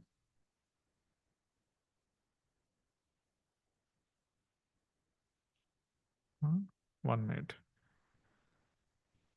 Select star from.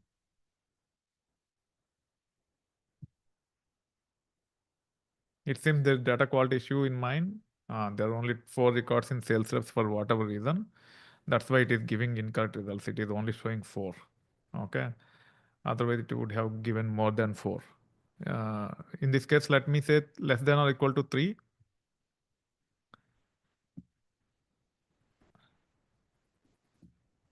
Now you see we got only 3. Okay. So this is how you should be able to apply the rank functions. Now let me explain why we have to nest this. So when it comes to order of execution of queries, first, whatever you have specified in from clause and join will be executed, then where clause will be executed, then select clause will be executed. Now, if you directly use R and K without nesting, it will try to evaluate this first. And at the time, as R and K is not even generated, it will fail. For example, in this case, I'm changing this query like this. I'm removing the nest or nested query, and I'm saying where RNK less than or equal to 3. It will fail saying RNK is not found, even though RNK is there here. You can see here, it is saying RNK doesn't exist. Because when it comes to execution of this, first it will execute the from clause, then it will go to the where clause, then it will go to the select clause.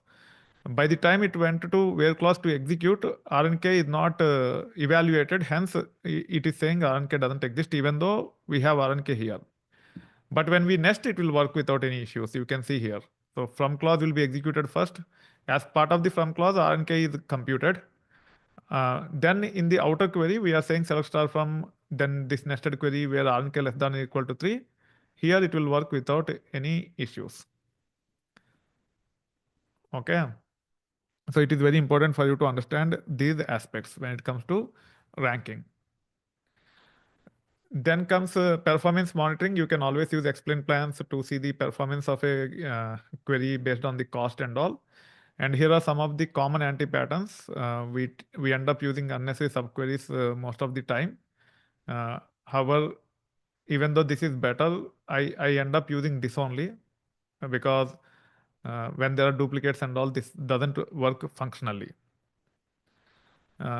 Now, when it comes to the summary, use window functions instead of self joins, create appropriate indexes, filter data before ranking, consider materialized views, and also monitor and optimize continuously. These are the key requirements which you need to keep in mind with respect to a very important concept called as ranking functions.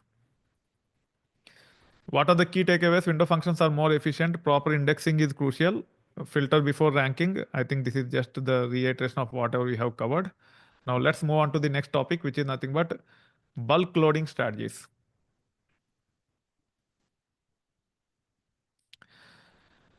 So here are the key optimization techniques when it comes to loading the data into the table.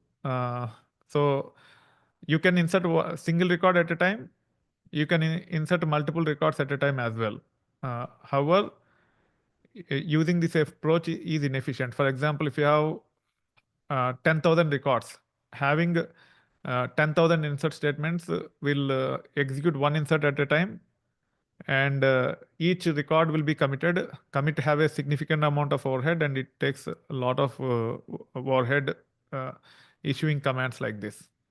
You should be able to batch like this. Instead of having multiple insert statements, you can have single insert statement with values clause, and then you can have multiple records like this. And there's a maximum number which you can specify in each insert statement. You can batch up to that number. So in this case, instead of having 10,000 insert statements like this, probably you will end up having 100 insert statements like this, where you end up inserting 100 records in each insert statement, which means you will be eventually inserting all 10,000 records.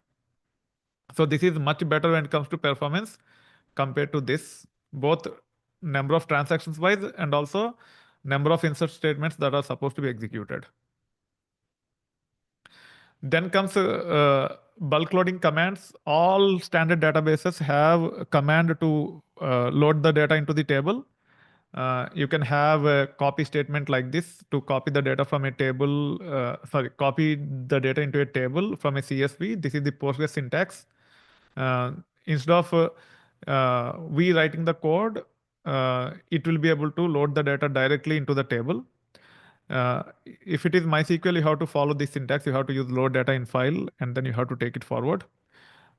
If you wanted to use these commands, the files have to be copied onto the server where the Postgres or MySQL or any standard database is running. This is the syntax with respect to SQL Server. You have to use bulk insert command like this. Now, you have to consider some of the performance optimization techniques while performing the bulk loading using copy command in Postgres or load command in MySQL. It is better to drop the indexes first, then copy the data for a large table, and then create the index. If it is a small table, it doesn't matter. But if it is a very big table where you have millions of records, then it is better to drop the index first, copy the data into the table and then create the index. Definitely performance is better. You can also disable constraints if you have primary key constraints, foreign key constraints, if you have triggers, and if you don't want to run those, you can disable the triggers, you can disable the constraints, and then you can copy the data and then enable the constraints and triggers. You can also consider optimizing the configurations. You can increase the memory for those copy commands. You can increase or decrease the val size depending upon your need. So you can consider changing the configurations to improve the performance of bulk loading. There's a concept of logging when it comes to database tables. Logging is very, very important for commit and rollback. It carries significant amount of overhead. And when you attempt to bulk load data into the tables, you can consider unlogged tables. You can take the downtime for the database, don't log. In case if something fail, you have to reload again, and then you are good to go. Disabling logging can speed up the performance of your loading process using bulk loading techniques. So here are some of the best practices. I have categorized into preload preparation and during load.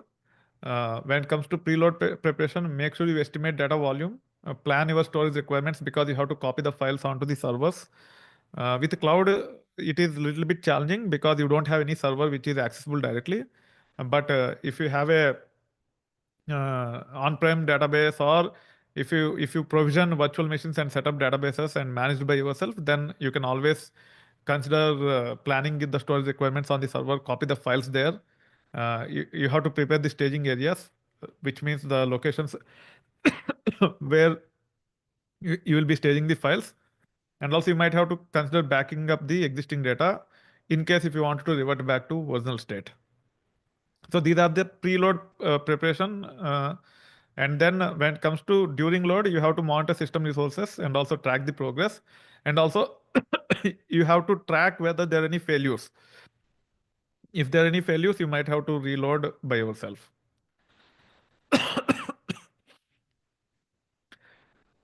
If you disable constraints and all, after loading the data into the tables, you might have to enable the constraints, and also you might have to analyze the tables and vacuum the tables so that the statistics are up to date. Okay, so in Postgres, you can use these commands to analyze and compute statistics of all the tables, and also vacuum whatever is not required. Some of the common pitfalls, you might end up getting into resource constraints or data quality issues. You might not have insufficient disk space on the storage to copy the files. There might be memory limitations, and also there can be network bottlenecks because you have to copy the files onto the server. If the network is not efficient enough, then the copy and end up taking too much of time. Then you might end up into other common pitfalls related to data quality. You might have invalid formats when it comes to the files. There might be missing values, or there might be duplicate records also.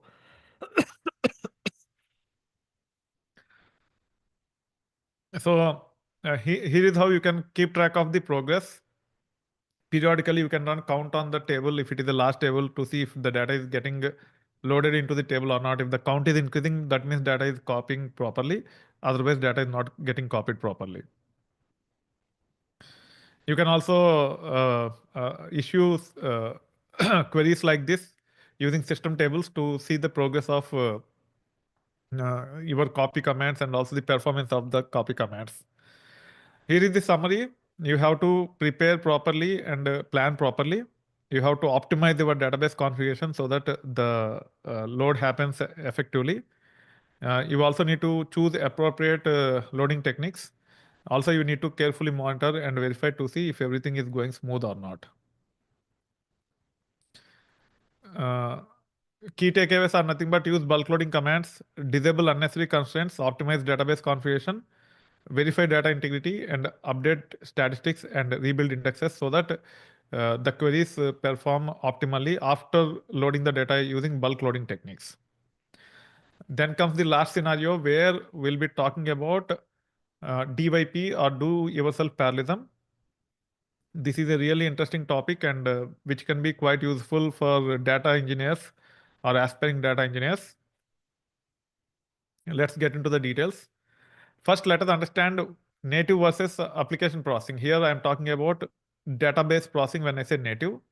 Let me launch my Lucid and then I'll try to explain what it is, what it actually means.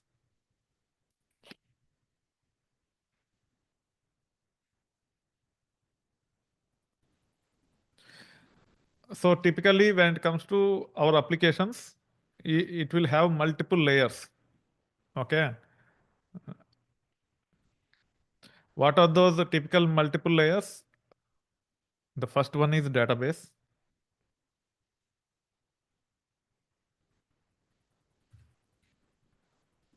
So we'll have a database layer.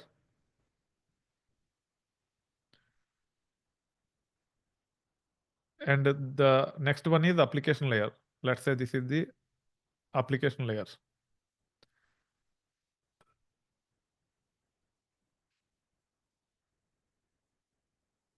And then we have our system, which is a client. It can be a mobile app or it can be web app. So this is called as n-tier architecture in standard terms, right? We have uh, mobile or web, which is attempting to access the application, and then eventually we will have database. Now, if it is Java-based application, this will be Tomcat server. If it is Python-based application, this can be Unicorn or Unicorn type of server, which might be running on some operating system. Now, database examples for database are nothing but Postgres, SQL Server, Oracle, etc. Now, when it comes to your application layer, there can be multiple small servers small containers because these days everything is running in container, either Kubernetes or Docker, right? So there can be a number of these.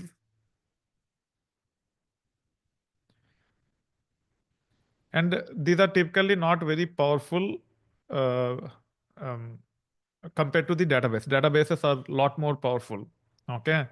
You will end up seeing databases of size 64 GB memory and 16 cores, even at Postgres level, so that it can support the application workloads. Okay. So the typical configuration can be RAM 64 GB, cores 16. And if it is Oracle, there can be racks also. Rack means real application clusters, and there can be 3 nodes or 4 nodes. So the cluster might be quite powerful. Okay. And databases are the ones which are deployed on state-of-the-art infrastructure. Whereas your application layer are just lightweight Docker-based containers or Kubernetes-based pods. They are not very powerful. Now, if you run any query, if it is running in the database, then it might end up perform much better compared to loading the data into the application layer and using your Python or Java to process the data. Let me show you an example here, then you will understand. So in this case, let's say you want to get um, monthly car model wise revenue. Either you can run a query like this in the database where you are grouping the data by month followed by car model, and then you should be able to get the revenue. Everything is done in database. So there is no data transfer involved. The query have ran here with very powerful memory and CPU, right? However, if you if you do it at application layer, whether it is Java or Python, it doesn't matter. This is how it will be. You will end up getting the data into the application layer, which means you have to get data from the database into one of these, and then the logic have to be executed on top of it. So there is a significant amount of data transfer happening between database into application layer, and then there is a processing happening over there, and they are not very powerful containers or pods. They are very lightweight containers or pods. soon your application will start performing very poorly. So that's what here we are talking about when it comes to native versus application processing. It is better to process as much as possible using SQL on top of database layer than performing all this business logic in application layer. What are the advantages of using database processing? It is optimized with execution plans and indexes. Database engine manages memory and parallelism. In this case, everything is taken care by database. And also, more importantly, there is no significant amount of data transfer. Everything is done locally. Hence, performance will be much, much better. Now, if you consider application processing in application layer, then there is a increased network overhead because from the database, if the table is 10 GB, the 10 GB data has to be copied into the application layer and then it has to be processed. So there is a significant amount of network overhead there. Because of that, there will be slowdown in performance. And also, as the application containers or pods are very lightweight, soon they will be running into out of memory issues or CPU related issues. So there are significant amount of disadvantages by having too much of complex business logic in the application layer than database layer. Database layer processing is lot more efficient compared to application layer. That's why we give lot more resources to database compared to applications. Sometimes we have to consider DYP. DYP stands for do yourself parallelism. What is DYP? It is manual implementation of parallel execution. It optimizes large dataset operations. It uses multi-threading or multi-processing. Uh, what are the use cases? One of the very common use case is nothing but parallel data loading from multiple files. For a very big bank, when I got into a project, there is a few hundreds of terabytes of data that is supposed to be migrated, and they are hardly migrating um, 20 GB, 30 GB data per hour, and they're feeling that it's very fast. Then I chimed in and implementing DYP. I increased from 20, 30 GB to almost a terabyte per hour. Okay. I'll show that technique very soon. I used using a different approach. Here I will be demonstrating using different approach. But if you consider DYP as one of the tuning strategy, especially for data loading, you will see miracles, not just magic. Okay. And other use case is executing batch SQL queries. Even this one I have implemented successfully in multiple projects. Uh, and also sometimes we might have to write large query results to CSVs or JSON. Even in those scenarios, we can use DYP. That being said, now this is how a typical data load is. Most of the amateur developers or amateur data engineers end up writing logic like this. And to be frank, based on my experience, at least 90% are amateur. Even the seasoned data engineers who claim to be seasoned data engineers are amateur. And I have seen implementing logic like this, where they just read one file at a time, uh, populate data into the table, and they feel they are doing a good job.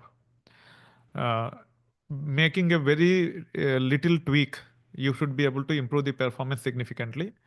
Here you can see I have a function called as load file, where it takes a file and it loads into the table. However, instead of using for loop like this, so here I am using for loop.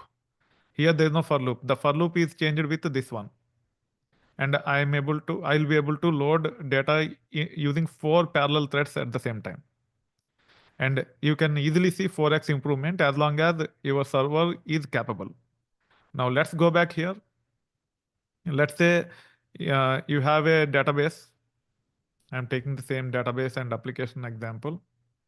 Okay, and you have a application.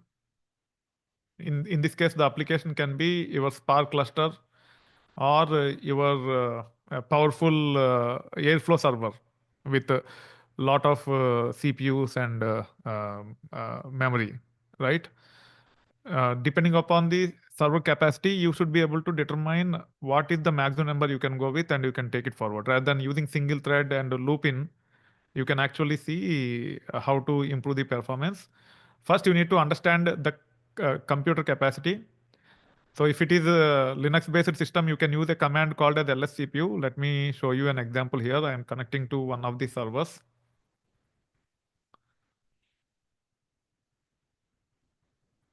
It is very important for you to understand your infrastructure capacity so that you end up using the right number of threads. You should not overcommit the number of parallel threads also, right?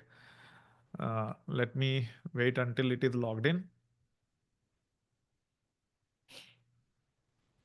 Yeah, this is a Linux-based system. On Linux, you have a command called as lscpu.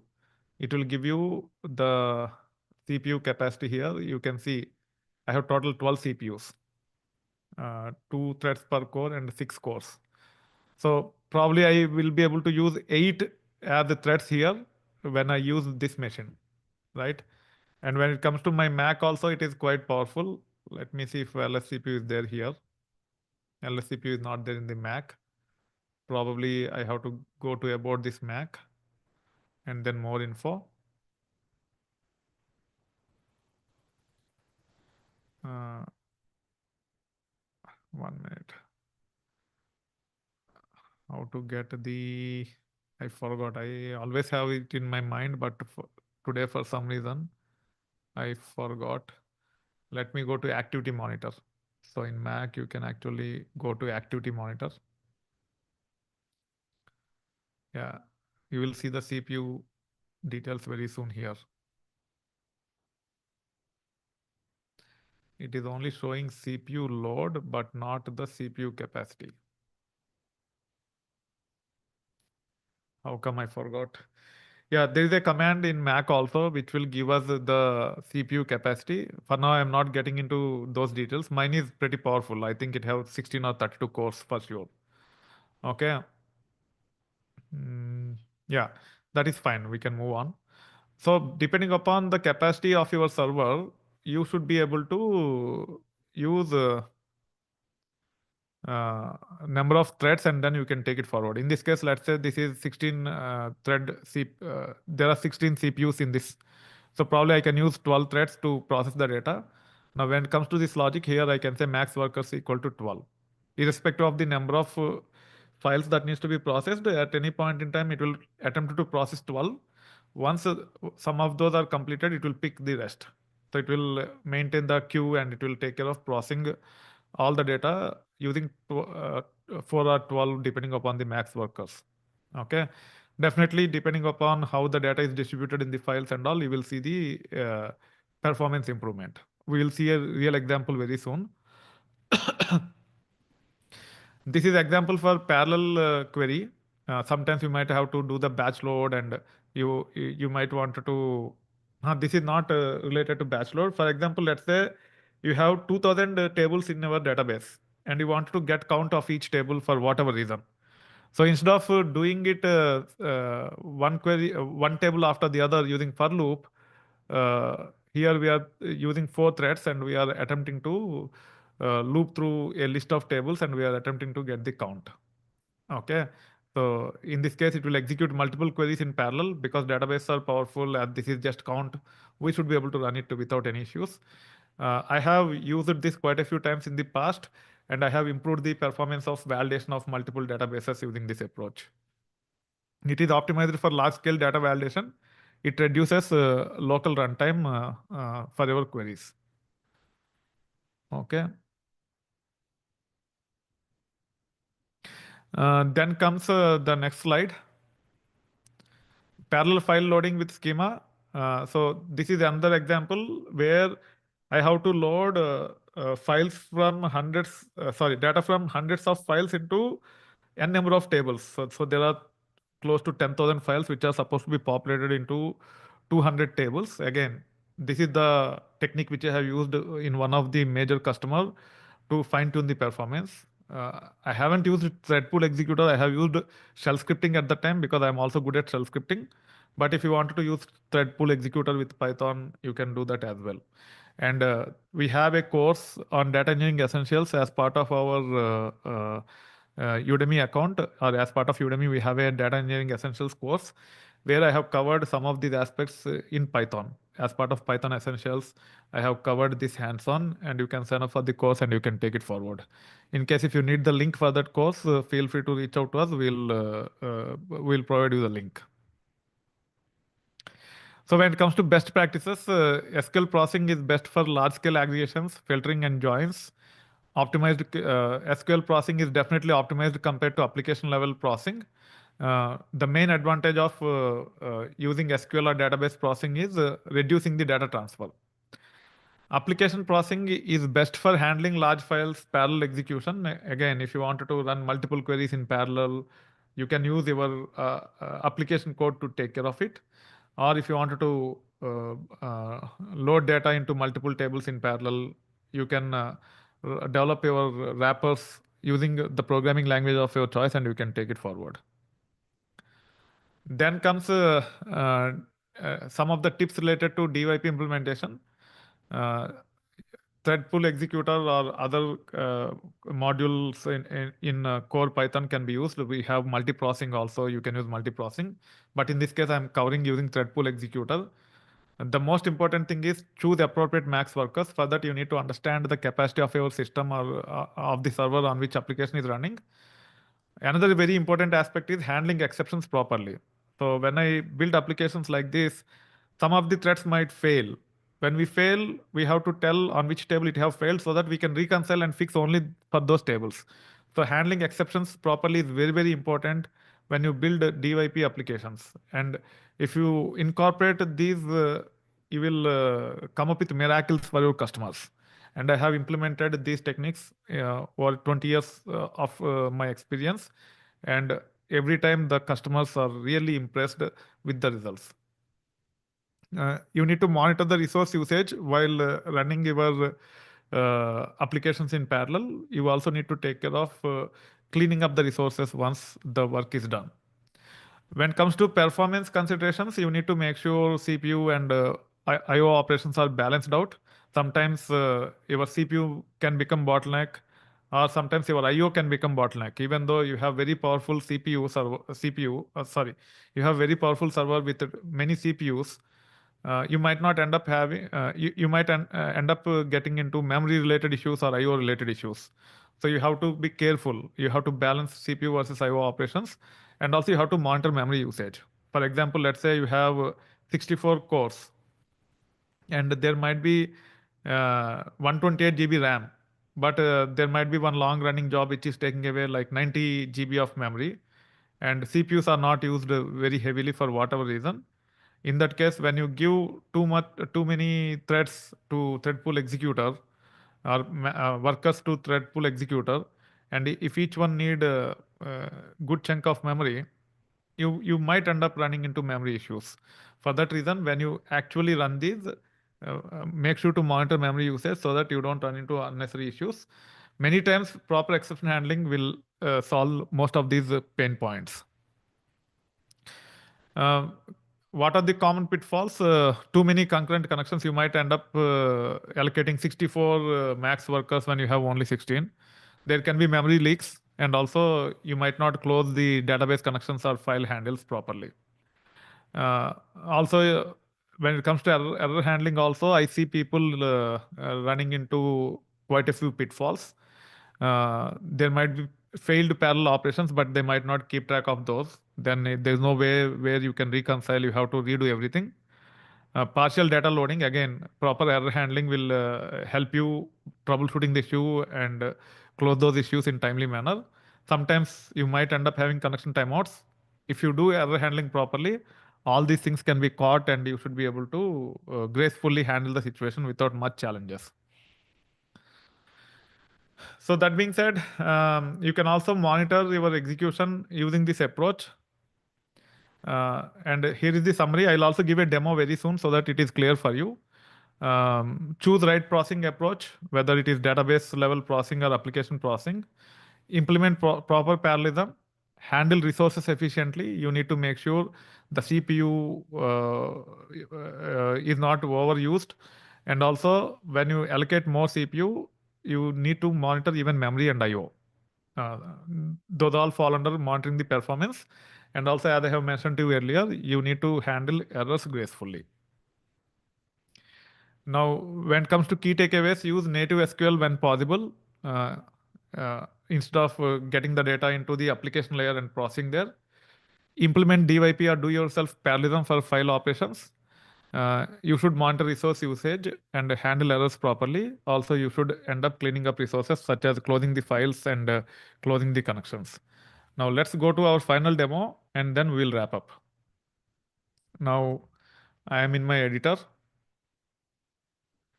right? Here, I am only attempting to populate 36 files. If you look at the logic, let me also fix this. Even this one, I am only considering 36. I am not considering everything.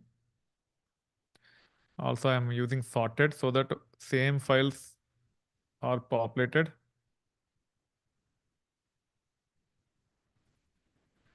Even here, let me say sorted.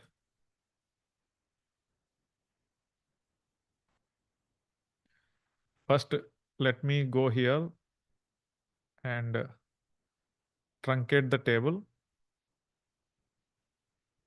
and also commit. Let me also say select from Toyota sales.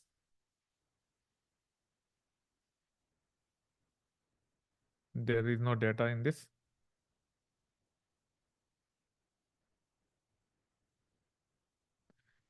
Now let me run this. Let me clear all outputs, restart. So if you look at the logic here, I'm just importing all the important libraries which are used here. This is the base directory. I have the Python notebook here in SQL performance tuning. In that I have data and Toyota sales 10 years. And you can see I have all these files. The files ranging from 2014 January all the way till 2024 or 2025 March, right? I have just given the base directory. The files will contain all the files that are there. Uh, uh, we are using glob to get all the CSV files. You can see the pattern here. We are interested only in CSV. And this is our database name and sorry, this is username and password. This is the server on which the database is running using GCP. This is the port number. This is the uh, database name. Database name is nothing but performance tuning. So here we are attempting to process 36 files. We are reading the data from the CSV into a data frame, and then we are attempting to write data into the existing table. We are saying if exists equal to append, and we are using this connection string, right? Now let's run and see how long it will take to load data related to 36 files. I should have a print statement to show which one is being populated. I missed it, but that's fine.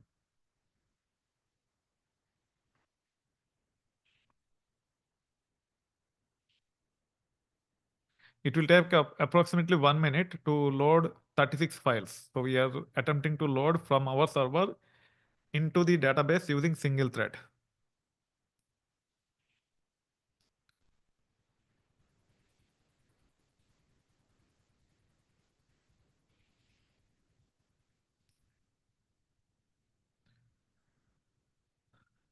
While it is running, I hope you are enjoying the session so far. If at all you are enjoying it, make sure you click on the like button. Feel free to share with your friends so that they also get value out of it. In case if you are not subscribed to our channel yet, make sure to subscribe. We'll be providing a lot of content on AI, data engineering, even Python full stack development and all. Stay tuned. You will be seeing a lot of interesting content in coming days. Now you see it took 52.6 seconds. Now, let's make sure we go here and then run this count query. You can see 233,018 records are loaded. Let me run this to make sure that table is truncated. Now, let me run this. I'll make sure I make a few more changes here. So, main max workers. equal to 4. So I'm making it dynamic. I can pass max workers at the runtime also,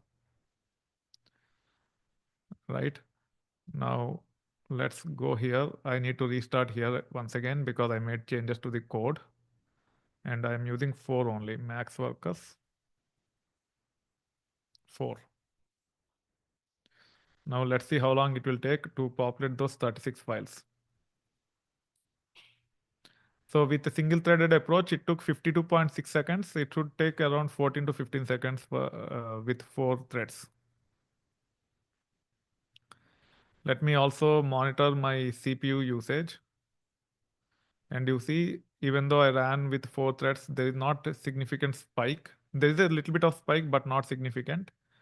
And you can see within 15 seconds, it have copied without any issues. Now let me go back here. Here I have hard coded the files, right? So let me remove, or let me say num files.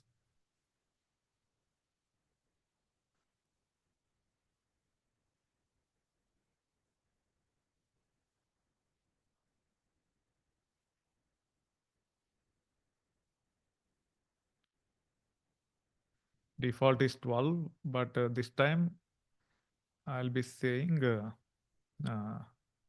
120. Sorry, this is, let me say 16 threads. Okay. And num files is 120 or 125, whatever we have. Right now, let me restart. Let me first run the count query. You can see 230,018. Let me truncate again. Now, let me run this. So in this case, I am attempting to populate 125 files with the 16 workers. Let's see what happens.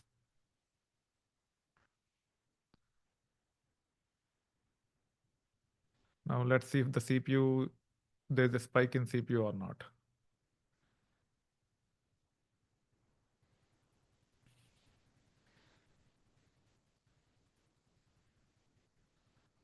Still, there is not much spike in CPU. See, within 24.8 seconds, it have copied data for all 125 files. So earlier, just for 36 files, it took 52 seconds. Now, close to 124 files I have, I think 123 or 124 files. All 123, 124 files are copied within 24.8 seconds, where I have mentioned 16 as maximum workers. And you can see my system is so powerful and there's not much spike also in my CPU. So if you have good enough server, if you know what number you can go up to, you should be able to improve the performance significantly. And I have executed quite a few projects successfully using this technique. This is a very, very, very, very powerful technique.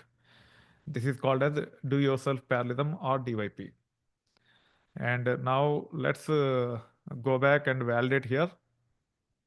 Let's see how many records we have. We have 800,950 records in the table, which means most of the files are copied without any issues. Let's see. Okay, I think we have more than 125. Let me try 150 this time.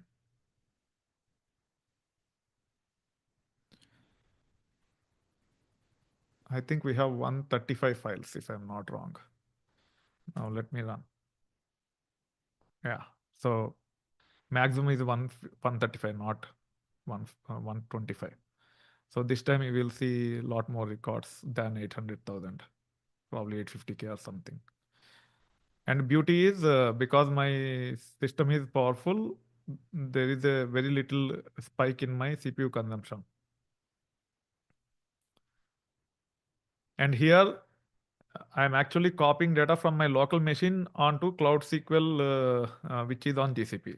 And you can see it is only 27.8 seconds and all the data is copied. You should be able to validate by running this. You can see 864,191 records. So this is how you should be able to use DYP effectively to improve the performance. I hope you like the overall content in this session. Let me know your feedback in comment section. Feel free to reach out to us if you need any support in exploring these things. And also stay tuned for our AI and data as well as Python content. Even we will consider adding content related to other topics as well in our channel. Subscribe and stay tuned. That being said, before we wrap up, let's make sure we review what all are covered in the previous one and this one. And also let's make sure we shut down the server and then we'll wrap up. So this entire SQL performance tuning, which I want to teach, is divided into two sessions. Using my 20 years of experience in IT, whatever problems I have solved, I have created the content. We started with setting up Postgres database using GCP. Then we have gone through all these details, understanding execution plans, indexing, joins versus subqueries, partitioning, optimizing ranking, bulk loading, parallelism and concurrency in data processing using DYP, so on and so forth. Now we need to go to GCP and then we have to stop the database and then delete. That is one way of doing it. But we are professionals said in the end. We should identify if there are commands to take care of it. Here we should be able to say gcloud SQL instances delete, then instance name. First, let me specify the list once again.